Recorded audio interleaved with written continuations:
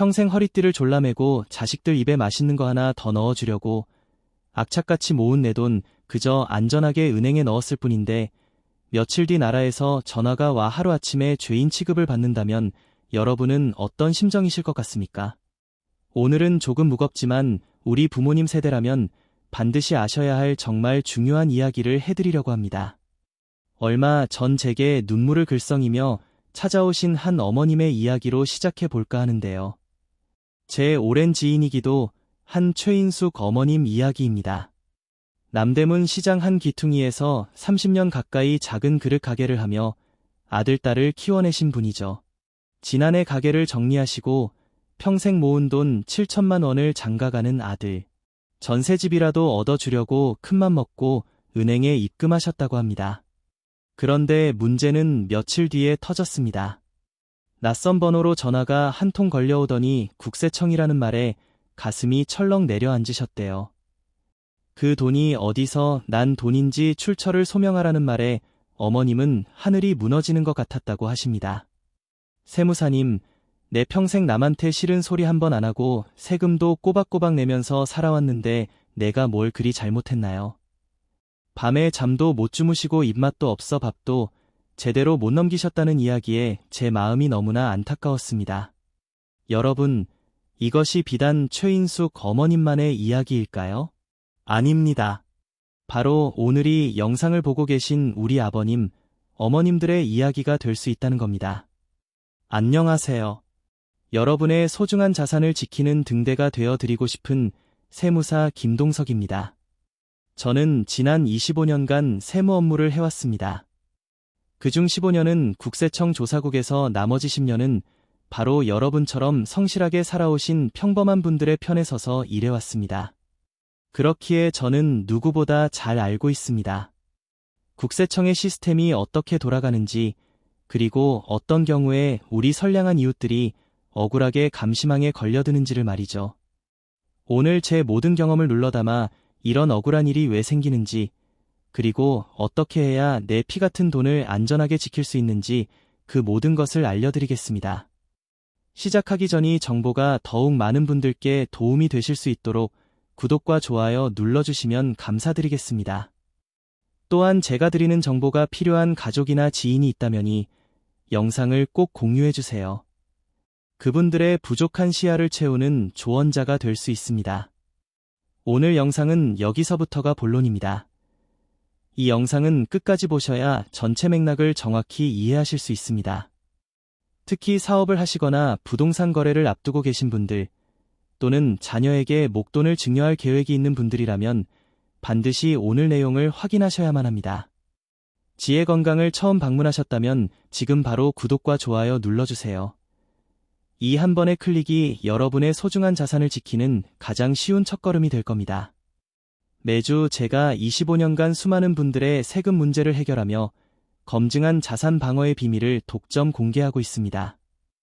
이미 많은 구독자분들이 제 조언으로 억울한 세금을 막고 마음의 평화를 되찾고 계십니다. 여러분의 피와 땀이 담긴 소중한 자산은 지금 어떤 보호를 원하고 있나요? 이제부터 여러분의 현금을 안전하게 지키는 가장 중요한 비밀을 낱낱이 공개하겠습니다. 자, 그럼 대체 왜 최인숙 어머님처럼 평범하게 살아온 분이 쿡청에 연락을 받게 된 걸까요? 그건 바로 우리가 은행문을 여는 순간부터 보이지 않는 거대한 감시의 그물이 우리를 지켜보고 있기 때문입니다. 이 그물은 아주 촘촘해서 우리가 모르는 사이에 우리의 모든 현금 흐름을 들여다보고 있습니다. 이 그물에는 두 가지 종류가 있습니다. 첫 번째는 CTR 즉 고액 현금 거래 보고라는 그물입니다. 이건 아주 기계적이고 간단해요. 2006년에 처음 이 제도가 우리나라에 들어왔을 때는 하루 5천만 원 이상 현금 거래를 하면 보고하도록 했습니다. 그때는 정말 웬만한 거액이 아니면 신경 쓸 일이 아니었죠. 그런데 이 기준이 점점 강화되기 시작했습니다. 2008년에는 3천만 원으로 2010년에는 2천만 원으로 내려오더니 마침내 2019년 7월부터는 하루 1천만 원으로 그 기준이 대폭 낮아졌습니다. 불과 몇 년 사이에 그물이 훨씬 촘촘해진 겁니다. 그래서 지금은 동일한 날 한 은행에서 한 사람의 이름으로 1,000만 원이 넘는 현금이 들어오거나 나가면 그 거래 내역이 금융정보분석원이라는 국가기관으로 자동 보고되는 시스템입니다. 여기서 중요한 건 자동이라는 점이죠. 창구의 친절한 직원이 나를 의심해서 일부러 보고서를 쓰는 게 아니라 우리가 입금 전표를 내는 순간 컴퓨터가 알아서 착착 보고를 하는 겁니다. 그러니 은행 직원에게 서운해하실 필요가 전혀 없습니다. 그분들도 정해진 법에 따라 업무를 처리하는 것뿐이니까요. 그런데 진짜 무서운 거니 첫 번째 그물이 아닙니다. 이건 그냥 아무개 오늘 1,000만 원 넘게 현금을 썼구나 하고 알려주는 비교적 단순한 수준이니까요. 문제는 바로 두 번째 그물 STR이라고 불리는 의심거래보고 제도 때문인데요. 이건 마치 경험 많은 의사가 환자의 미세한 표정 변화나 목소리 떨림만으로도 큰 병을 직감하는 것과 같습니다. 이 STR에는 정해진 금액 기준이 없습니다. 단돈 100만 원 아니 50만 원짜리 거래라도 그 거래를 처리하는 은행 직원이 봤을 때 이 거래 패턴이 좀 이상한데 혹은 이 고객님 오늘따라 얘 이렇게 불안해 보이지라고 판단되면 언제든지 보고할 수 있는 거죠. 은행 직원들은 금융 전문가로서 자금 세탁이나 탈세 같은 불법 행위의 징후를 포착하도록 주기적으로 교육을 받습니다. 그들의 눈에는 우리가 미처 생각지 못한 부분까지 보이는 겁니다.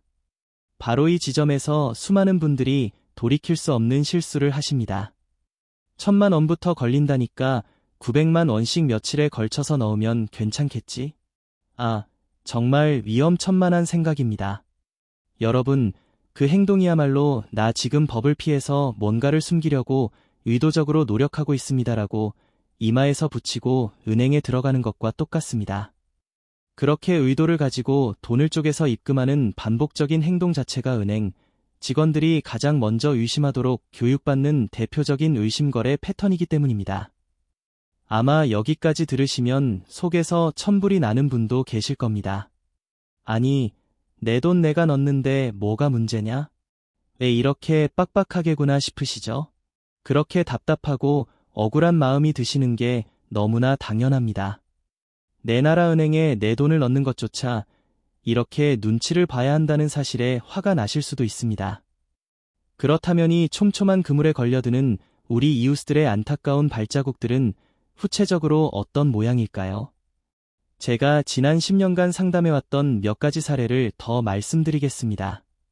여러분도 한번 들어보시고 혹시 내 이야기는 아닌지, 내 주변의 이야기는 아닌지 한번 생각해보세요.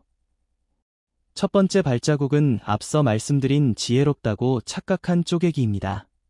평생을 회사에 몸바쳐 일하다. 정년 퇴직하신 50대 후반의 박철수 부장님 이야기입니다. 퇴직금으로 받은 5,000만 원을 아내 몰래 비상금으로 쓰려고 은행에 넣으려니 인터넷에서 1,000만 원 이상 입금하면 국세청에 보고된다는 글을 보셨답니다. 그래서 나름대로 머리를 쓰셨죠.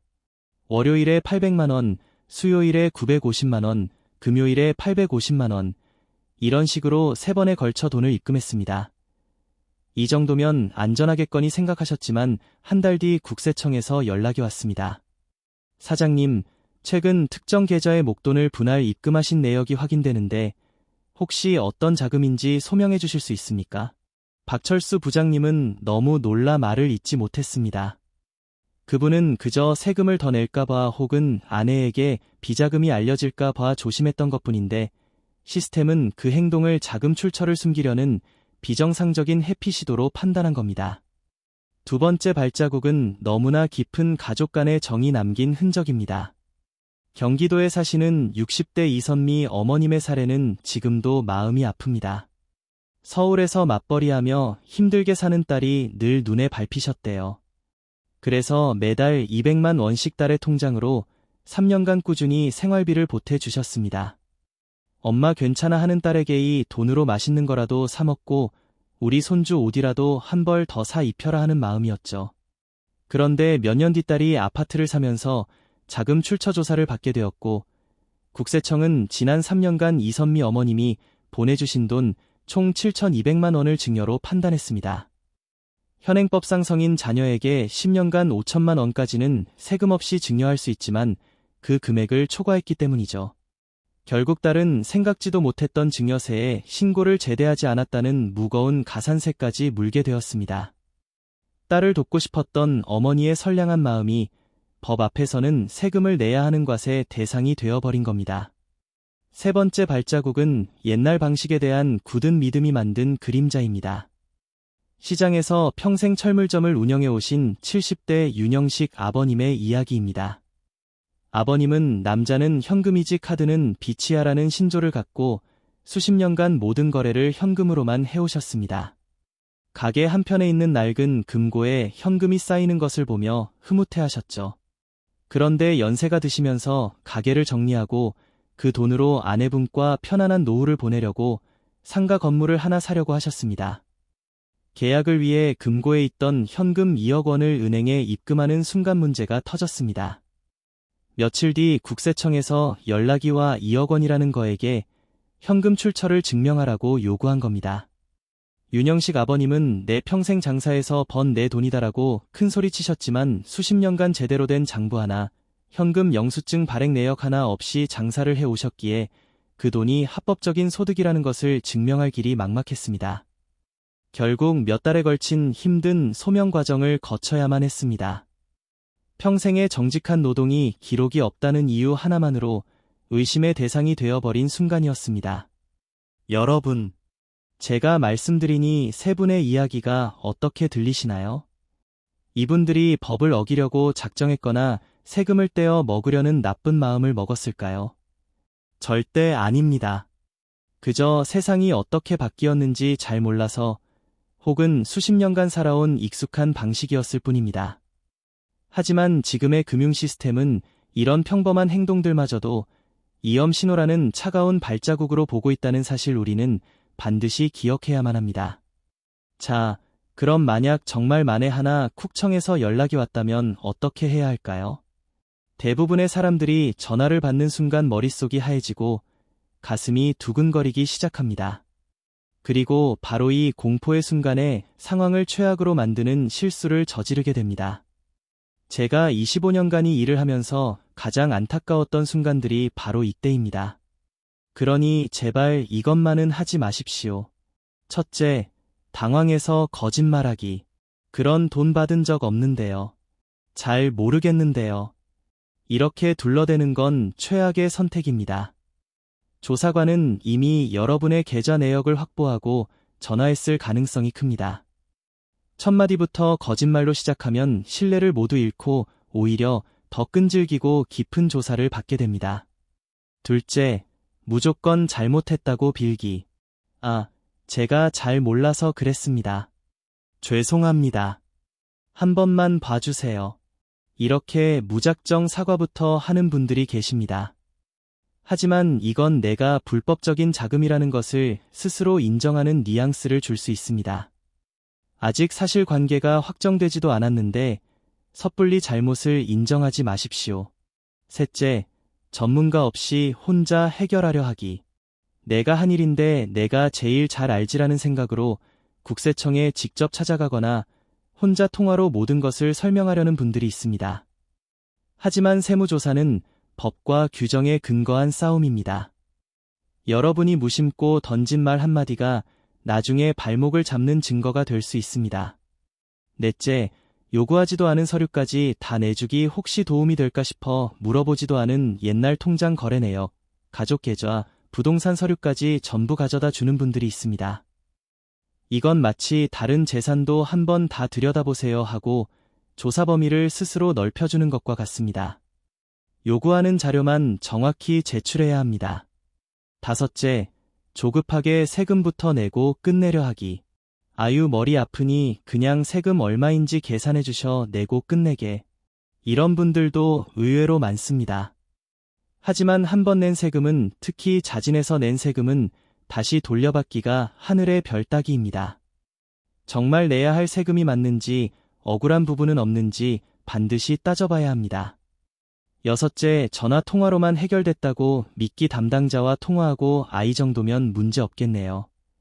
말을 들었다고 안심해선 안 됩니다. 중요한 내용은 반드시 서면이나 공식적인 문서로 확인을 받아두어야 합니다.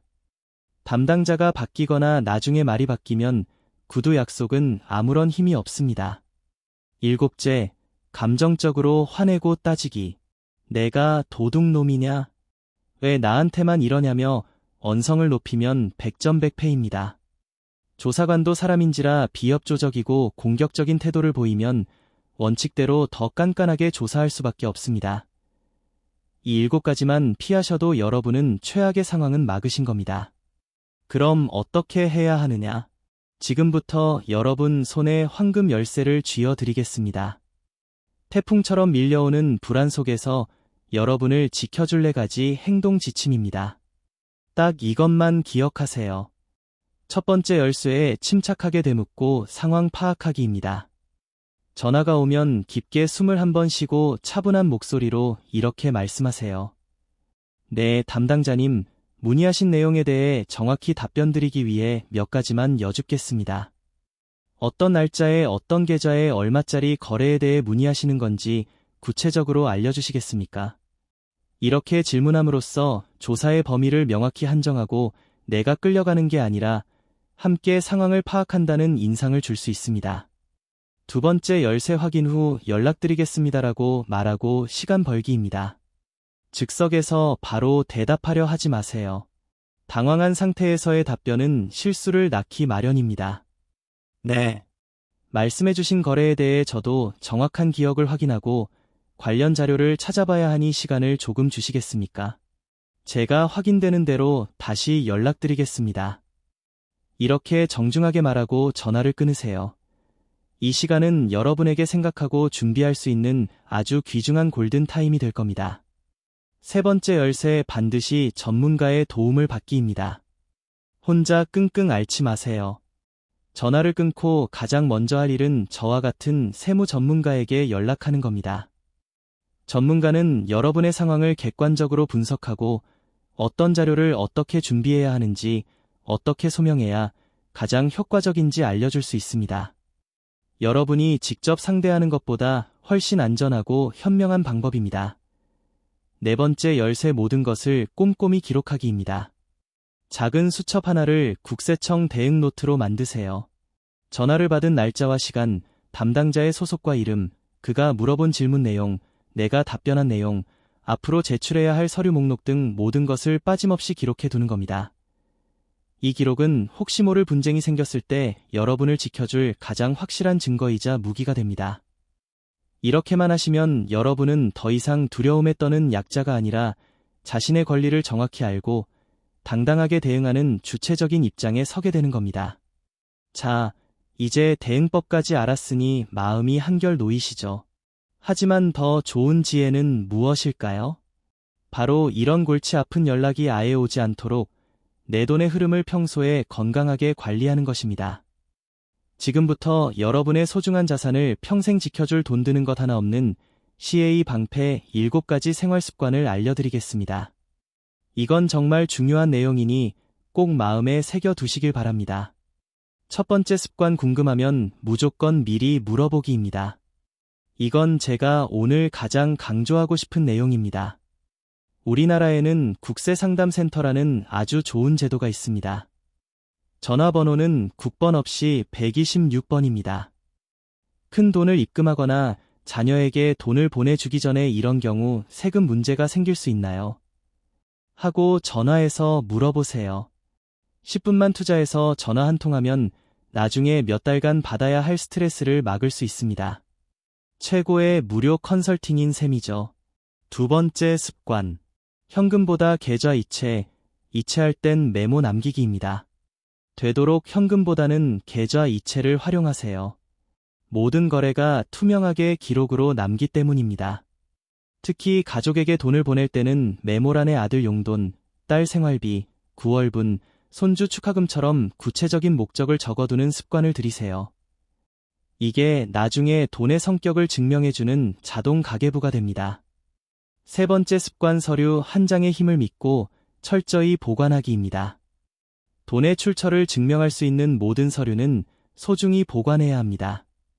집을 팔았다면, 부동산 매매 계약서를 상속을 받았다면, 상속 관련 서류들을 퇴직금을 받았다면, 퇴직금 명세서를 말이죠. 이 서류들은 그냥 낡은 종이가 아닙니다. 여러분의 돈에 담긴 정당한 역사를 말해주는 족보와도 같은 겁니다. 네 번째 습관. 은행 갈 땐 미리 알려주는 센스입니다. 1,000만 원이 넘는 큰 돈을 입금하거나 인출할 계획이라면 은행 창구 직원에게 미리 용도를 간단히 설명해 주세요. 아들 전세 계약금으로 오늘 인출합니다. 혹은 이번에 판당 잔금을 입금하는 겁니다라고 말이죠. 이렇게 정당한 사유와 출처를 미리 알려주면 은행 직원도 굳이 의심거래로 보고할 가능성이 크게 줄어듭니다. 은행 직원을 내 편으로 만드는 작은 지혜입니다.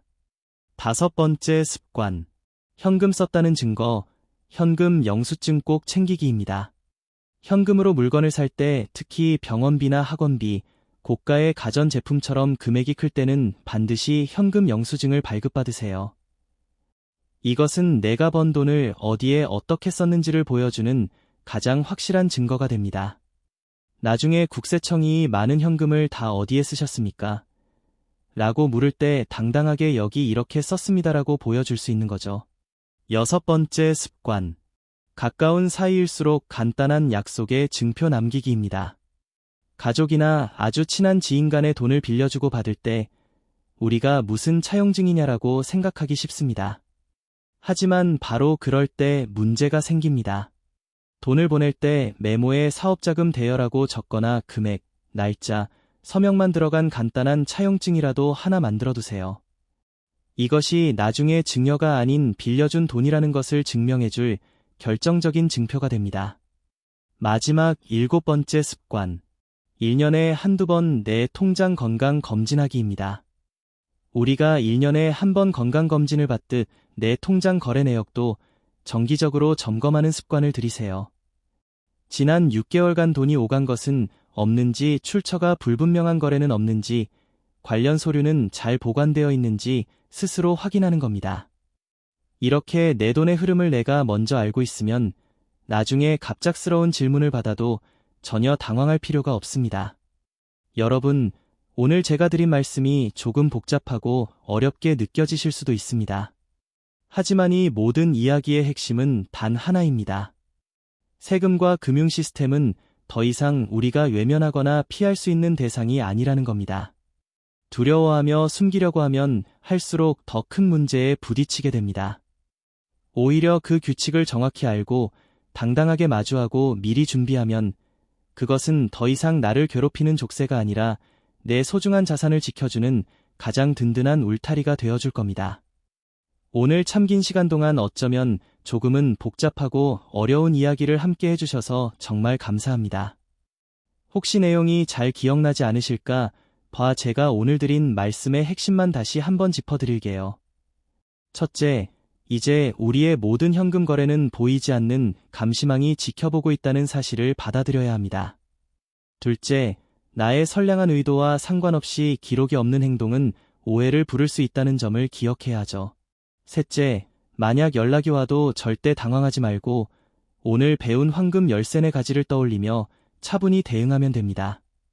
그리고 가장 중요한 넷째, 방패 7가지를 평소에 잘 실천해서 문제가 생길 일을 아예 만들지 않는 것이 최고의 지혜입니다. 결국 이 모든 이야기의 핵심은 이것입니다. 대문제는 더 이상 피하거나 두려워할 대상이 아니라 우리가 그 규칙을 정확히 알고 미리 준비하면 능히 다스릴 수 있는 지혜의 영역이라는 것이죠. 혹시 오늘 영상을 보시고 아이고 나는 이미 늦은 건 아닐까? 혹은 몇 년 전에 실수한 것 같은데 하며 걱정하시는 분이 계실지도 모르겠습니다. 하지만 괜찮습니다. 마지막 희망의 정보 하나를 더 드릴게요.